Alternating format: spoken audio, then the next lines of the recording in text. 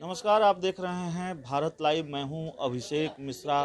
क्या अरुणाचल प्रदेश की घटना के बाद बिहार में जेडीयू और बीजेपी के रिश्ते सहज नहीं हैं? ये सवाल इसलिए है क्योंकि आज जेडीयू के प्रदेश अध्यक्ष वशिष्ठ नारायण सिंह का एक बयान आया है। उन्होंने कहा है कि देखिए, 15 सालों में बीजेपी और जेडीयू की जो दोस्ती है उसमें ऐसा कभी नहीं हुआ। कम से कम जेडीयू ने तो बीजेपी के साथ 15 सालों में ऐसा नहीं किया। इस बयान पर बात करने के लिए हमारे साथ पार्टी के नेता और पार्टी के प्रवक्ता निखिल आनंद जी मौजूद हैं।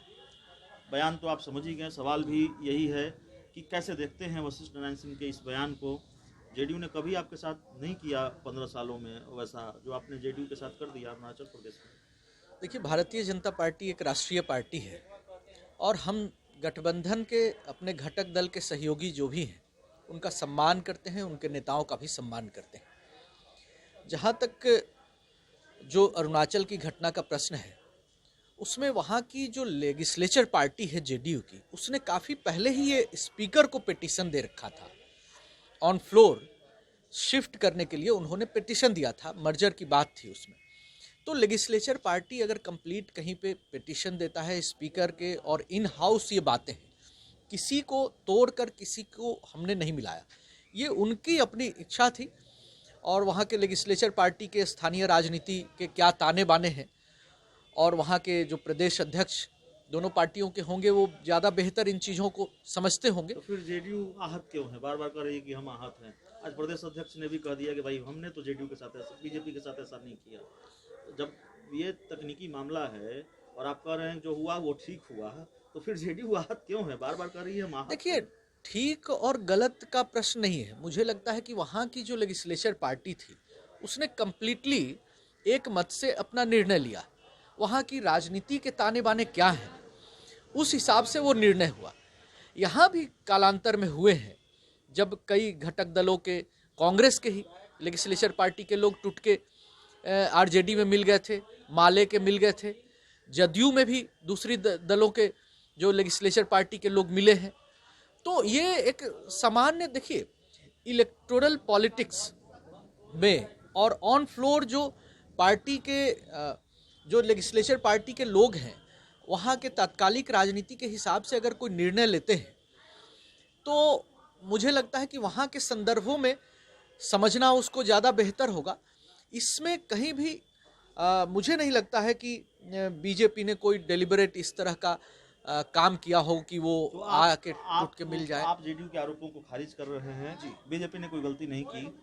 अगर बीजेपी से बगावत कर चुनाव लड़ने वाले बीजेपी के किसी पूर्व नेता को जेडीयू अपने पाले में लाती है, तो क्या ये अरुणाचल का बदला माना जाएगा? इससे बीजेपी को आपत्ति होगी, नहीं होगी? इस सवाल का जवाब जानेंगे, उसके बाद फिर अगला सवाल करेंगे। देखिए, राजनीति विचारधारा की बुनियाद पर होती है, और पार्टी में और पार्टी के नेतृत्व में और पार्टी के विचारधारा में अगर किसी भी व्यक्ति की आस्था है और आस्था कोई प्रकट करता है, तो हमारे साथ हो सकता है। और गठबंधन की जो राजनीति है, गठबंधन की राजनीति में बिहार में जेडीयू बीजेपी का गठबंधन है, फिर झारखंड में इस तरह से गठबंधन नहीं था, या दूसरे राज्यों में नहीं हुआ। दिल्ली में 2 सीटों पर जेडीयू को हमने एकोमोडेट किया था। तो कई बार होता है कि ये राजनीति प्रदेश के हिसाब से कई बार उसके ताने बाने अलग होते हैं, एक दूसरे के खिलाफ भी लड़ते हैं। और अरुणाचल में भी जेडीयू हमारा अरुणाचल में सहयोगी बन के वहाँ पर चुनाव नहीं लड़ा था। मुझे जहाँ तक जानकारी है, जेडीयू ने वहाँ स्वतंत्र चुनाव लड़ा था। तो वहाँ की राजनीति के ताने बाने उस प्रदेश के हिसाब से, बिहार की बात कर रहा हूँ, सवाल और क्लियर कर देता हूँ। आपकी पार्टी से 2 बार विधायक रहे हैं विक्रम विधानसभा क्षेत्र से अनिल शर्मा। इस बार उन्होंने आपकी पार्टी से बगावत कर निर्दलीय चुनाव लड़ा। वे जेडीयू में जा रहे हैं, उनकी जेडीयू में एंट्री होने जा रही है, ऐसी खबर है। और खबर ही नहीं है, पुख्ता तौर पर जानकारी यह है कि उनकी मुलाकात विजय चौधरी से हुई है। कल आरसीपी सिंह से देर शाम वो मिले हैं, ये पुख्ता जानकारी मैं दे रहा हूँ। हालांकि जेडीयू नेतृत्व की तरफ से क्लियर नहीं किया गया है आ रहे हैं नहीं आ रहे हैं। तो अगर आपकी पार्टी से बगावत करके चुनाव लड़ने वाला कोई नेता अनिल शर्मा अगर जेडीयू में एंट्री मारते हैं, बीजेपी को आपत्ति होगी, नहीं होगी? देखिए, जिन लोगों ने पार्टी के ऑफिशियल कैंडिडेट के खिलाफ चुनाव लड़ा था, वो सभी लोग पार्टी से निकाले जा चुके हैं। अब उसके बाद वो कोई निर्णय लेते हैं, किसी पार्टी में जाते हैं तो उसके लिए स्वतंत्र है निर्णय लेने के लिए। और मुझे जहां तक जानकारी है, ऐसे सभी लोग जिन्होंने पार्टी के ऑफिशियल कैंडिडेट के खिलाफ अपना कैंडिडेचर प्रेजेंट किया था, ऐसे लोग अब पार्टी में नहीं हैं। चाहे विक्रम की बात हो, पालीगंज की बात हो, मनेर की बात हो, ऐसे लोग पार्टी से निकाले जा चुके हैं। स्वभावतः उसके बाद उनकी राजनीति का अगला कदम, वो किसी पार्टी में जाते हैं तो उसके लिए स्वतंत्र नहीं है। एक आखिरी सवाल है सर, जेडीयू ने ये दावा कर दिया है, जेडीयू के राष्ट्रीय प्रधान महासचिव केसी त्यागी ने दावा किया है कि चिराग पासवान केंद्र की एनडीए में नहीं है। अब उसका आधार क्या है वो समझने की कोशिश करेंगे। बीजेपी की शीर्ष नेतृत्व की इस पर चुप्पी क्यों है? बीजेपी क्यों नहीं कह देती कि चिराग पासवान एनडीए में नहीं है कि नहीं है? आप क्लियर कीजिए। देखिए, चिराग पासवान जी जाहिर तौर पर एनडीए के घटक अभी नहीं है।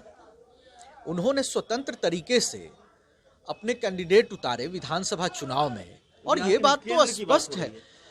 और केंद्र में रामविलास पासवान जी के बाद जिस तरह की राजनीति चिराग जी ने की है, तो लिहाजा वो एक स्वतंत्र राजनीति कर रहे हैं। वो भारतीय जनता पार्टी को लेकर के वो राजनीति कर नहीं रहे, और भाजपा का कोई घटक नहीं हो, एनडीए का कोई पार्ट नहीं हो, उसके बारे में गाहे बगाहे और अक्सर बयान देने और सफाई देने जैसी बात नहीं होनी चाहिए।